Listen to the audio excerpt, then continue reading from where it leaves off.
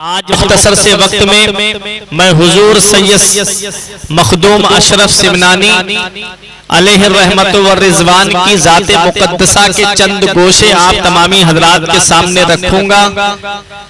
कौन मखदूम अशरफ सिमनानी हैं? आपके वालिद का नाम सैयद मोहम्मद इब्राहिम है।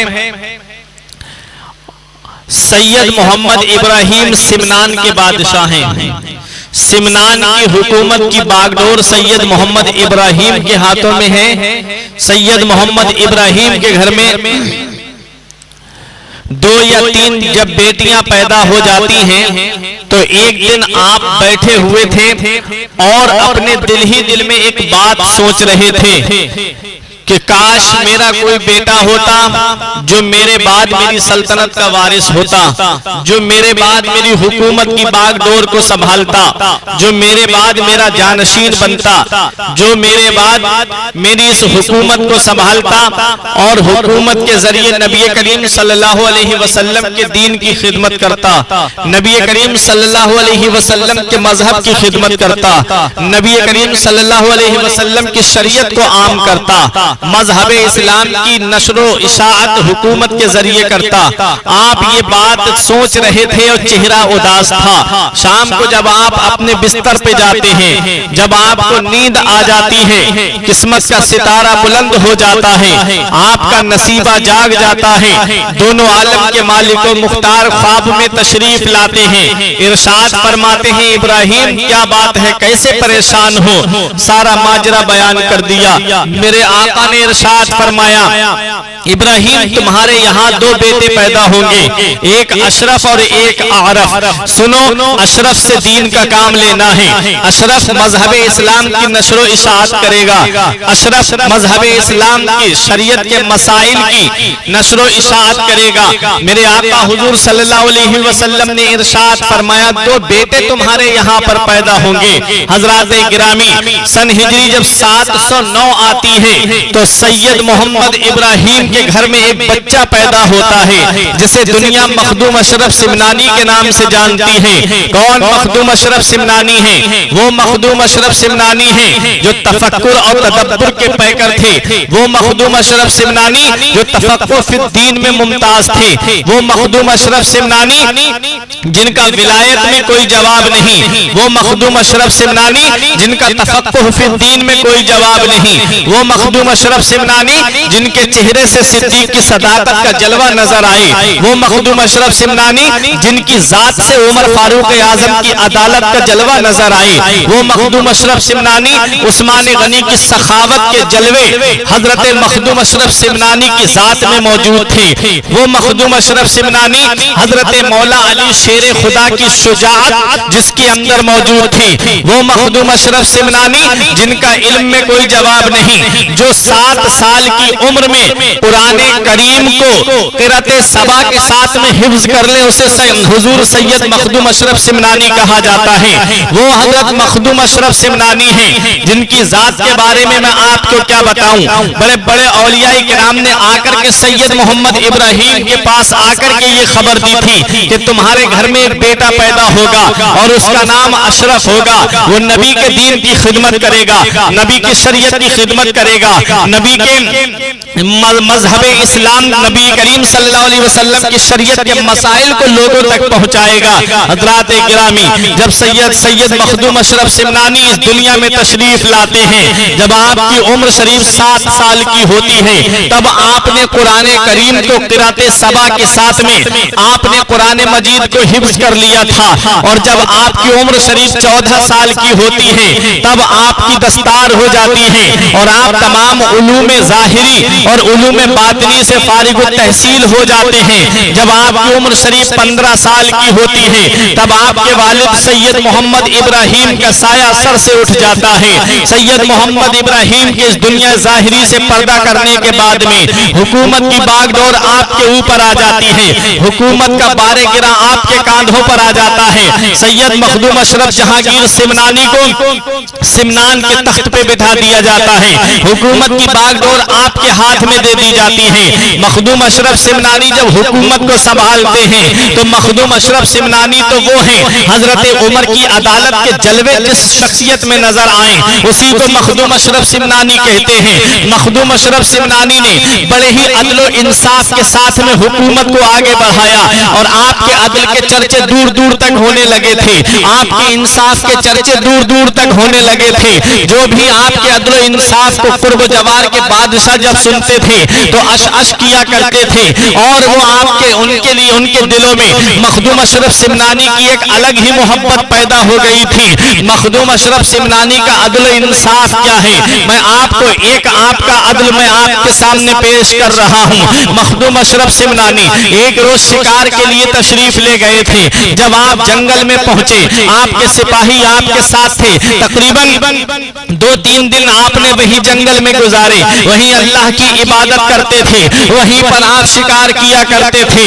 एक बूढ़ी औरत आती है, आंखों में आंसू लेकर के आई है, हजरत मखदूम अशरफ सिमनानी के पास आने की बात कर रही है। सिपाहियों ने उसे रोक दिया है। मखदूम अशरफ सिमनानी कहते हैं इस बुढ़िया को मेरे पास आने दो। वो ज़ईफा आती है, बूढ़ी है, आंखों से आंसू निकल रहे हैं, चेहरा बता रहा है कि इसके ऊपर जुल्म हुआ है, उसका वजूद बता रहा है ये किसी की सताई हुई है। बुढ़िया जब आई मखदूम अशरफ सिमनानी ने फरमाया बता अम्मा क्या बात है। उस बूढ़ी ने कहा आपके एक सिपाही ने मेरा दही जुल्मन ले लिया है और मुझे उसकी कीमत नहीं दी है। हजरत मखदूम अशरफ सिमनानी को जलाल आ जाता है। फरमाया इन सिपाहियों के चेहरे देख और मुझे बता कौन सा वो जालिम है जिसने तेरा दही बगैर कीमत के लिया है। आपने जब इतना फरमाया उस ज़ईफा ने सबके चेहरों पर नजर डाली, बोली इनमें से कोई नहीं है। फरमाया तू खूब उसको पहचानती है। उसने कहा हाँ हुजूर मैं उसका चेहरा नहीं भूल सकती। मखदूम अशरफ सिमनानी ने फरमाया अच्छा।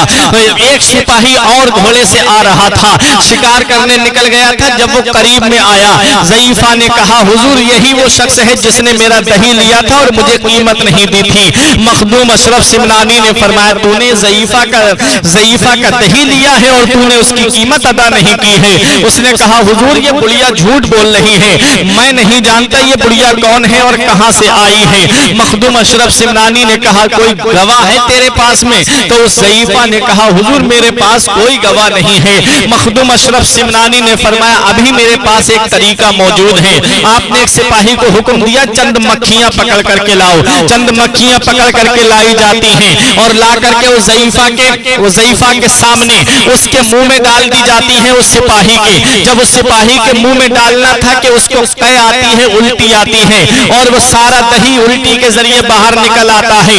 हजरत मखदूम अशरफ सिमनानी ने फरमाया अब बता तेरे साथ क्या सुलूक किया जाए। माफी मांगने लगा।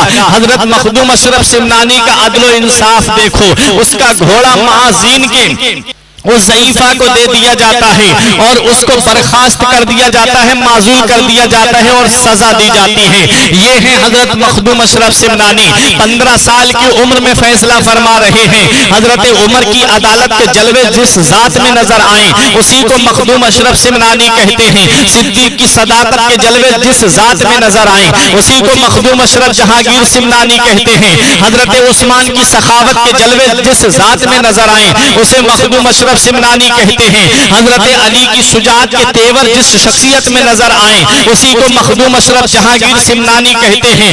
इमाम हुसैन की इस्तिकामत जिसके अंदर नजर आए उसी को मखदूम अशरफ जहांगीर सिमनानी कहते हैं। इमाम आजम अबू हनीफा की फुकाहत जिस शख्सियत में नजर आए उसी को मखदूम अशरफ जहांगीर सिमनानी कहते हैं। हजरात गिरामी आप 15 साल की उम्र में बादशाह बने हैं और आप पहली जंग लड़ने के लिए जब जाते हैं एक बादशाह ने सोचा अब तो इब्राहिम भी इस दुनिया में नहीं है।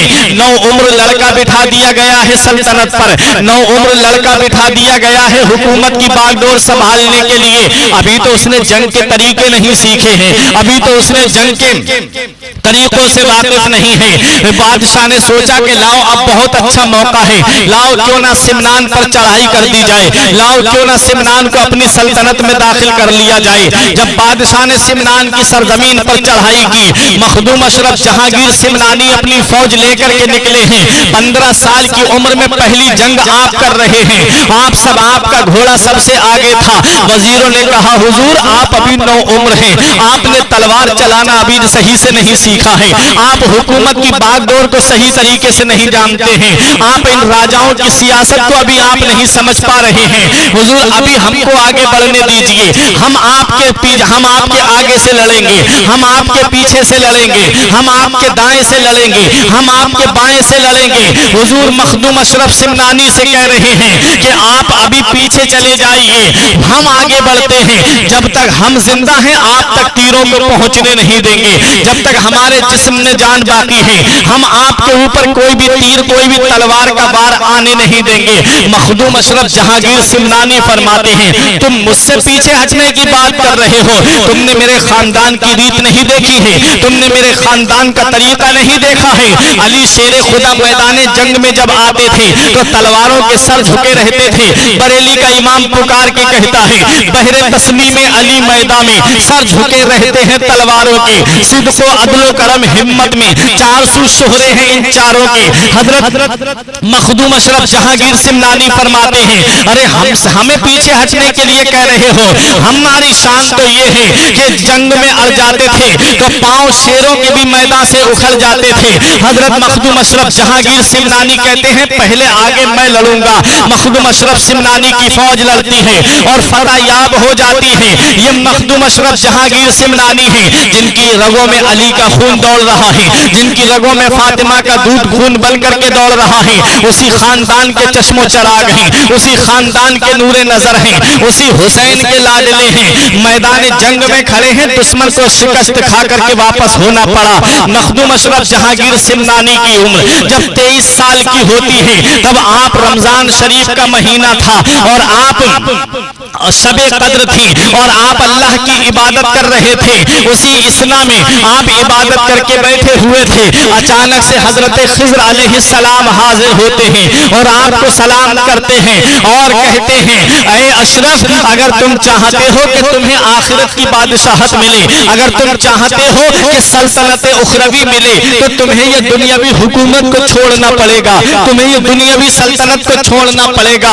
तुम हिंदुस्तान जाओ, वहां पर बंगाल की सरजमीन पे शेख अलाउल हक पंडवी तुम्हारा इंतजार कर रहे हैं। मखदूम अशरफ जहांगीर सिमनानी से कहा कि तुम ये इस हुकूमत को तुम्हें छोड़ना पड़ेगा, तुम्हें तो दीन इस्लाम की खिदमत करना है, तुम्हें तो मजहब इस्लाम की नशो इशाअत करनी है, तुम्हें तो मजहब इस्लाम की तबलीग करनी है। हजरत मखदूम अशरफ सिमनानी अपनी वालिदा के पास आते हैं और अपनी माँ से कहते हैं अम्मी मैं ये इस हुकूमत को छोड़ना चाहता हूँ और मैं चाहता हूँ कि नबी के दीन की खिदमत करूँ, मैं चाहता हूँ नबी के मजहब की खिदमत करूँ, मैं चाहता हूँ नबी की शरीयत की नशरो इशाअत करूँ।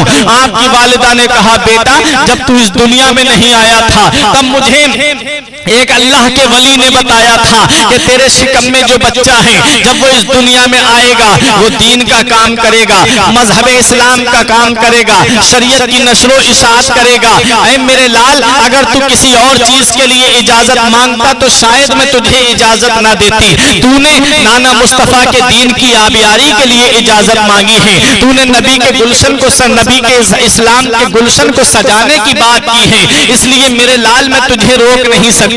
जा लेकिन तेरी माँ की एक वसीयत है, तेरी माँ एक तुझे वसीयत कर रही है, उस पर तुझे अमल करना होगा।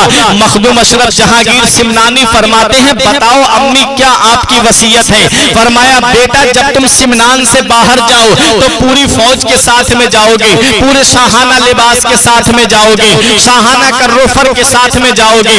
मखदूम अशरफ जहांगीर सिमनानी कहते हैं अम्मी ऐसा क्यों? तो तब आपकी वालिदा ने कहा बेटा ऐसा इसलिए है कि जब तू शाहाना लिबास पहन करके जाएगा तो माँ के दिल को ये करार रहेगा कि मेरा बेटा किसी मुल्क को फतह करने गया है, मेरा बेटा इस्लाम के लिए गया है, मेरा बेटा मजहब के लिए गया है, मेरा बेटा शरीयत के लिए गया है। मखदूम अशरफ जहांगीर सिमनानी ने 23 साल की उम्र में हुकूमत अपने छोटे भाई मोहम्मद सैयद मोहम्मद आरफ को दे दी और उनको सल्तनत पर बिठा दिया। और आप सिमनान को छोड़ने के जब सिमनान को छोड़ने का इरादा करते हैं, घर वाले आपको सिमनान के बाहर तक छोड़ने के लिए आते हैं। लश्करी आपके साथ में थे, फिर आपने लश्करियों को वापस कर दिया, लेकिन वो सिपाही जो आपके साथ रहा करते थे वो अभी वापस नहीं हुए हैं। चंद मील या चंद कोस चलने के बाद में आपने उनको भी वापस कर दिया।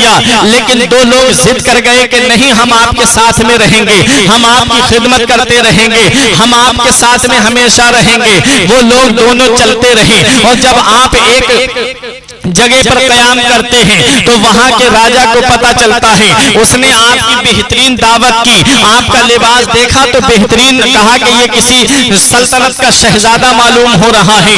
उनके आपके साथियों का लिबास देखा तो सोचा कि ये किसी सल्तनत के बादशाह के गुलाम लग रहे हैं। उन दोनों और सबकी दावत जब बादशाह ने की, आपने सोचा कि ये दोनों की वजह से मुझे मेरे काम में रुकावट हो रही है। जब रात को वो दोनों खादिम सो गए तब आप रात के अंधेरे में वहां से निकले। अल्लाह अकबर, मजहब इस्लाम की खिदमत के लिए सिमनान की बादशाहत को छोड़ करके आ रहे हैं। नबी के दीन के लिए सिमनान की हुकूमत को छोड़ करके आ रहे हैं।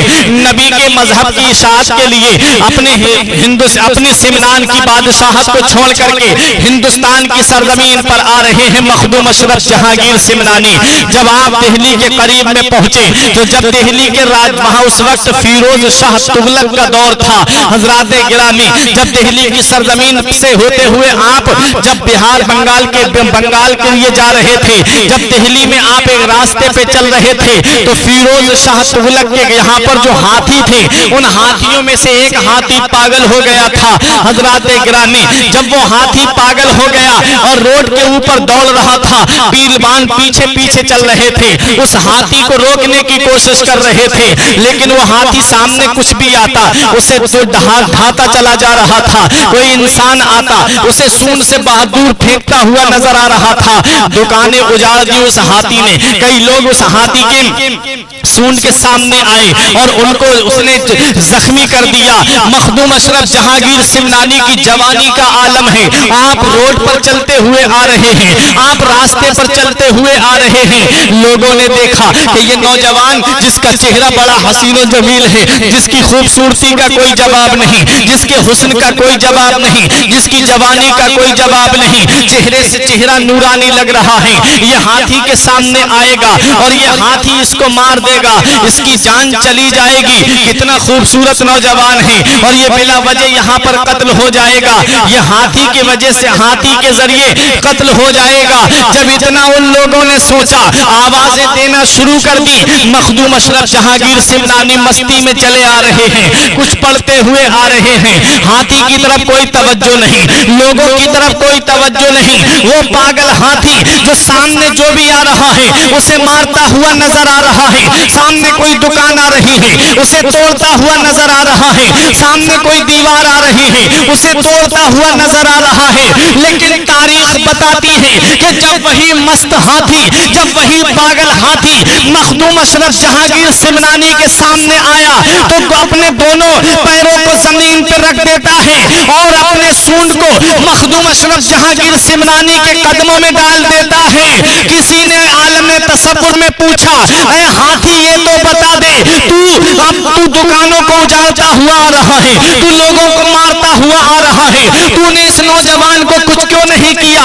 तो हाथी अपनी जुबान में जवाब देता है कि मैं इतना भी पागल नहीं हुआ हूँ जो फातिमा की औलाद को न पहचान सकूं, मैं इतना भी पागल नहीं हुआ हूँ जो अली की औलाद को न पहचान सकूं। इस राज से वाकिफ है जमाने वाले, जिंदा है मोहम्मद के घर आने वाले। हजरात गिरामी, वो मस्त हाथी जो दुकानें उजाड़ रहा था, वो मस्त हाथी, वो पागल हाथी जो सामने आता उसे जख्मी कर देता या मार रहा था, वो मखदूम अशरफ जहांगीर सिमनानी के सामने आकर के अपने सूंड को आपके कदमों में डाल करके गोया गुलामी का सबक दे रहा है, गुलामी का पैगाम दे रहा है और अपनी जुबान से यही कह रहा है कि मैं पागल जरूर हूं लेकिन अली की औलाद को जरूर पहचानता हूं, फातिमा की औलाद को जरूर पहचानता हूं, हुसैन के लाडलों को जरूर जानता हूं।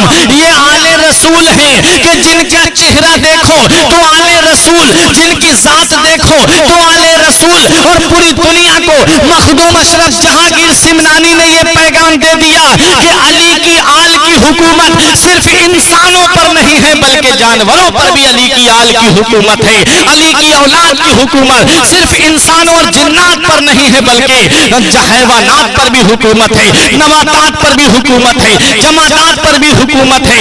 मखदूम अशरफ जहांगीर सिमनानी जब दिल्ली की सरजमीन पर पहुंचे, वहां एक अल्लाह के वली ने कहा तुम्हारा हिस्सा जो है वो बंगाल की सरजमीन पर है, कहीं पर रुकना नहीं, सीधे बंगाल जाओ। मखदूम अशरफ जहांगीर सिमनानी बंगाल की सरजमीन का इरादा करते हैं और जब आप बिहार की सरजमीन पर पहुंचे तो बिहार की सरजमीन पर एक बहुत बड़े अल्लाह के वली हैं, तारीख में जिनका नाम सैयद शरफुद्दीन यहिया मुनीरी मिलता है। उनके विसाल का वक्त करीब था, उनका इंतकाल होने वाला था। मुरीदीन ने कहा हुजूर जरा ये तो बताइए, अब आप इस दुनिया से पर्दा करने वाले हैं, कुछ हमें वसीयत करके जाइए, कुछ हमें नसीहत करके जाइए। तब सैयद शरफुद्दीन यहिया मुनीरी ने कहा कि मेरी वसीयत ये है कि मेरा जब इंतकाल हो जाए तो मेरे जनाजे की नमाज तुम में से कोई नहीं पढ़ाएगा। लोगों ने कहा हुजूर जब हम नमाज जनाजा नहीं पढ़ाएंगे, आपके कोई खास खलीफा हैं क्या, आपके खुलफा में से कोई है,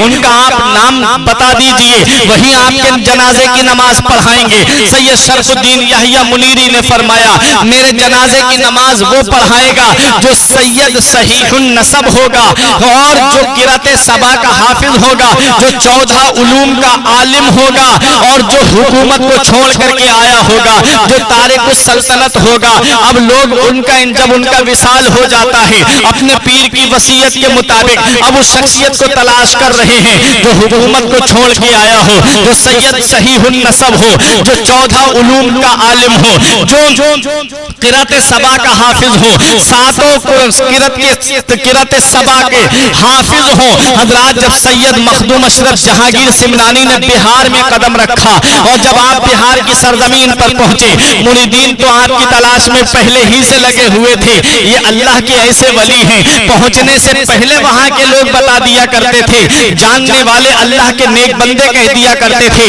कि फला अल्लाह का वली आ रहा है, फला अल्लाह का महबूब आ रहा है। सैयद शरफुद्दीन यहिया मुनीरी ने आपके आने से पहले ही आपके बारे में बता दिया था कि बिहार में उस शख्सियत का स्वागत होने वाला है, बिहार में वो शख्सियत आने वाली है जो हुकूमत को छोड़ करके आई है, बिहार में वो शख्सियत आने वाली है जो किराते सबा के हाफिज हैं, बिहार में वो शख्सियत आई है जो 14 उलूम के आलिम हैं। लोग आपके इंतजार में नजरे जमाए खड़े हुए थे, आपका इंतजार किया जा रहा था। जब मखदूम अशरफ जहांगीर सिमनानी ने बिहार में कदम रखा, लोग आपको खानका में लेकर के आए और कहा कि आप जनाजे आप कहां से आए हैं? फरमाया मैं सिमनान से आया हूं। कहा सिमनान से आप क्या बादशाह थे? फरमाया हाँ मैं बादशाह हूं। कहा आप सैयद हैं, आले रसूल हैं, सहीहुन नसब हैं? आपने फरमाया अल्हम्दुलिल्लाह मैं आले रसूल हूं। कहा कि आप किराते सबा के साथ कुरान के हाफिज हैं? आपने फरमाया हाँ अल्हम्दुलिल्लाह। कहा आप 14 उलूम के आलिम हैं? कहा हाँ अल्हम्दुलिल्लाह। कहा आप जनाजे की नमाज पढ़ाइए। पहले आपने टालना चाहा लेकिन सैयद शरफुद्दीन यहिया मुनीरी के खुलफा बज़िद हो गए, बोले नहीं आपको जनाजे की नमाज पढ़ाना होगी। आपने जनाजे की नमाज पढ़ाई और जब जनाजे की नमाज पढ़ा करके जब आप उनको दफन कर दे, उनको खानका में दफन कर दिया जाता है, तो अचानक से थोड़ी देर के बाद में सैयद शरफुद्दीन यहिया मुनीरी का हाथ कब्र से बाहर निकल आता है। तमाम मुरीदीन घबरा गए, तमाम खुलफा देख करके हैरत में पड़ गए, ये हाथ पीरो मुर्शिद का बाहर क्यों निकल करके आ गया है? हजरात गिरामी सैयद मखदूम अशरफ जहांगीर सिमनानी से लोगों ने कहा ये पीरो मुर्शिद का हाथ बाहर क्यों निकल आया है? तब कहा कि मर्दाने गैब से हजरत को एक ताज मिला था और हजरत ने विसाल से पहले तुम लोगों को वसीयत की थी कि वो ताज मेरी कब्र में रख देना मेरे साथ में। तुमने वो वसीयत को पूरा नहीं किया।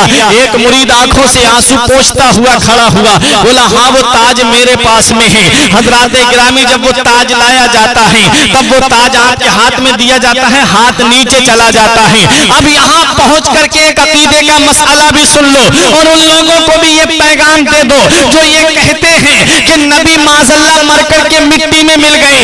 उनको ये पैगाम दे दो कि जब बिहार की सरजमीन पर सैयद शरफुद्दीन यहिया मुनीरी जिंदा है, तो फिर मदीने वाले मुस्तफा जिंदा क्यों नहीं होंगे? जब उनके गदा भर देते हैं शाहाने जमाना की झोली, मोहताज का जब ये आलम है, मुख्तार का आलम क्या होगा? चाहे तो इशारों से अपने काया ही पलटते दुनिया की, ये शान है उनके गुलामों की, सरदार का आलम क्या होगा? जब सैयद शरफुद्दीन यहिया मुनीरी अपनी कब्र में जिंदा हैं, तो फिर मदीने वाले मुस्तफा जिंदा क्यों नहीं होंगे? तभी तो बरेली के इमाम ने हमें ये पैगाम दे दिया कि तू जिंदा है वल्लाह, तू जिंदा है वल्लाह, मेरी चश्मे आलम से छुप जाने वाले रहेगा, यूं ही उनका चर्चा रहेगा, पड़े खाक हो जाएं जल जाने वाले। हजरात, सैयद शरफुद्दीन यहिया मुनीरी के खानकाह में आपने रात को वहीं पर रात गुजारी।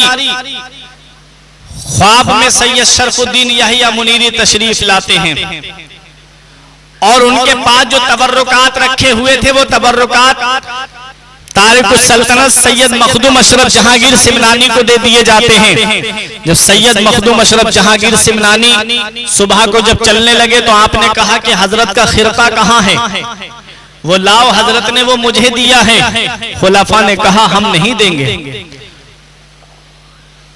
आपने फरमाया वो रात ख्वाब में मेरे तशरीफ लाए और वो खिरका शरीफ मुझे दे दिया। उन लोगों ने कहा कि वो हम आपको नहीं देंगे। आपने फरमाया हजरत के मजार शरीफ पे रख दो, जो उस खिरके को उठा ले वो ले ले। लोगों ने कहा ठीक है। जब खिरका शरीफ सैयद शरफुद्दीन यहिया मुनीरी के मजार पर रख दिया जाता है, उठाना चाहा खुलफा ने, लेकिन वो खिरका शरीफ जुब्बा शरीफ नहीं उठा। हुजूर सैयद मखदूम अशरफ जहांगीर सिमनानी ने उसे ऐसे उठा लिया जैसे कोई फूल उठा लेता है। लोग समझ गए कि ये आप ही का हिस्सा है, आप वो खिरका शरीफ आपको मिलता है। इससे आगे का बात सुनिए। अब शेख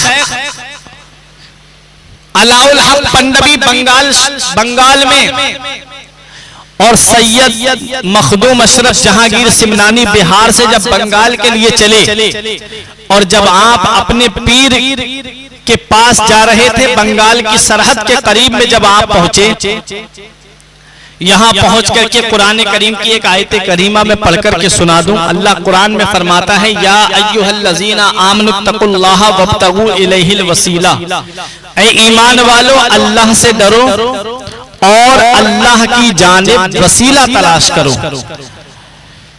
वसीले से मुराद यहाँ कामिल पीर भी है, और ये अकीदा वहाबियों के एक इमाम ने हमें दिया।